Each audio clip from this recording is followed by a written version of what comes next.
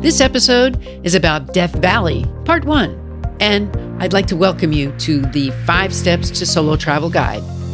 I want to expand your memories and help you build relationships and build us into a supportive community. In this episode, the FAQ is how to pack a personal item to travel for 90 days. Today's destination, Death Valley, Part 1, the planning and first stops. Today's misstep, blowing my hat off. And the travel advice is to bring plenty of shade, more than you think. Now, the FAQ. How do I pack a personal item to travel for 90 days? So many have asked me how to prepare for a trip with only a personal item for on a plane. I recently did an email blast about this, so sign up if you're not yet on that list. But I'm going to share a few other things that I did not mention in that email. So the things to bring are, and these are not in any special order, things you can't live without, things you can't buy, and things you can't replace. For example, in a foreign country, you need a universal adapter to charge your phone or any other device that requires electricity.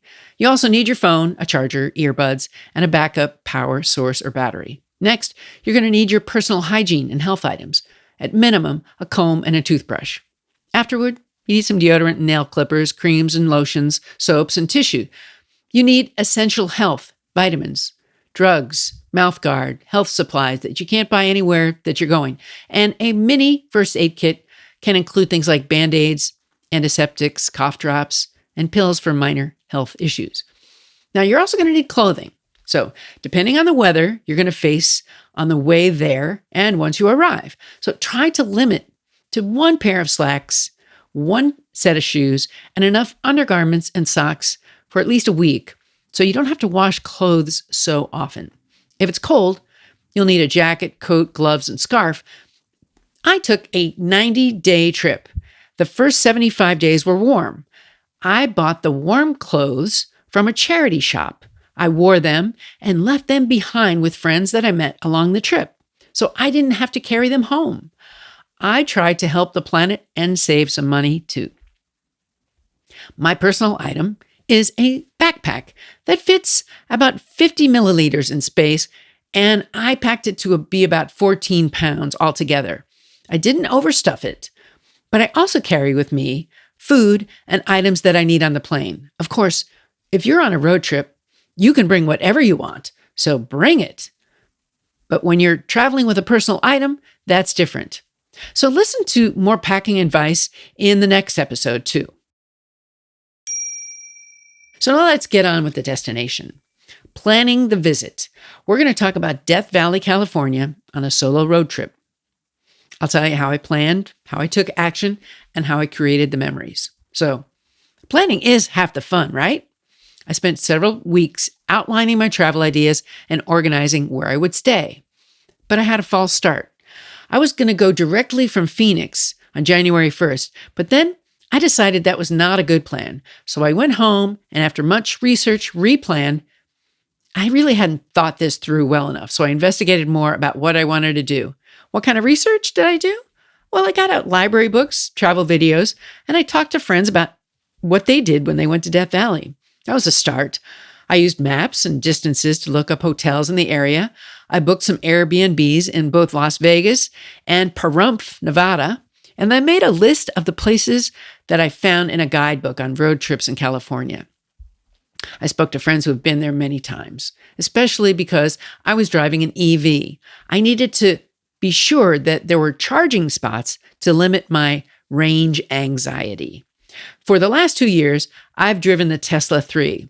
And if you want to know more, you can ask me how I like it.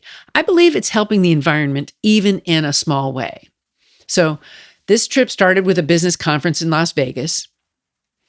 There were about 180, 200,000 people at the event. And then I went to the desert. What a difference. So you can listen to the Las Vegas episode as well. I drove for about an hour, and I arrived at the border town of California and Nevada in a city I'd never heard of called Pahrump. Have you ever heard of it? Well, I started to like it more and more the longer I was there. I went to one of the casinos and lost some money, but then I went to the grocery store and bought some provisions for the evening and the next day. My Airbnb host was wonderful. I took a long walk. I explored the neighborhood. It was a treat to see the homes and hills, mountains surrounding me, and a beautiful sunny day in January. So I left Pahrump at 6 a.m. with the stars still above in the dark early the following day, and I drove to Death Valley. I stopped in Zabriskie Point and Dante's View to see the valleys, the waves, the pleats, and the gullies. I exited the car and took a hike up a few small hills. I could see otherworldly badlands that were silent and still. It was arid. It resulted from violent water and earthquakes 3 to 4 million years ago. Back then, this valley had shimmering lakes, and it had a long, big mountain valley that, there was no water here now, but you could see the fine silt and volcanic ash washed and settled into clay, sandstone, and siltstone. So with all that we hear about climate change today, this evidence that nature has been changing in the face of millions was right in my face. And I've got lots of show notes about these attractions in your episode. Now let's talk about my misstep, blowing my hat off. The wind in Death Valley was so intense. I readjusted my hat to a tighter setting, but it still fell to the ground with a big wind. So keep your hat in your hand or your pocket if it's windy and you don't want to lose it. Hold on to that hat. I almost lost mine forever. Today's travel advice is to bring sunshade, like a floppy umbrella hat, and cover your face and hands with sunscreen, number 30 or more. And repeat after sweating and swimming. Don't forget that sun ages us. And don't forget the back of your neck, throat, and hands. No kidding here. So I want to bring meaning to your future travel. And if you sign up for the Travelbest newsletter, we'll get to help you out a lot. You can also find 5 steps to solo travel. It's a book, an ebook, and an audiobook series on Amazon. If you want to know more, take a look at the show notes. There's lots of ways to connect. And I'd like your help with a review. What's on your travel bucket list? Tell the doctor and her team of women who travel the world seeking the very best. Dr. Travelbest, that is.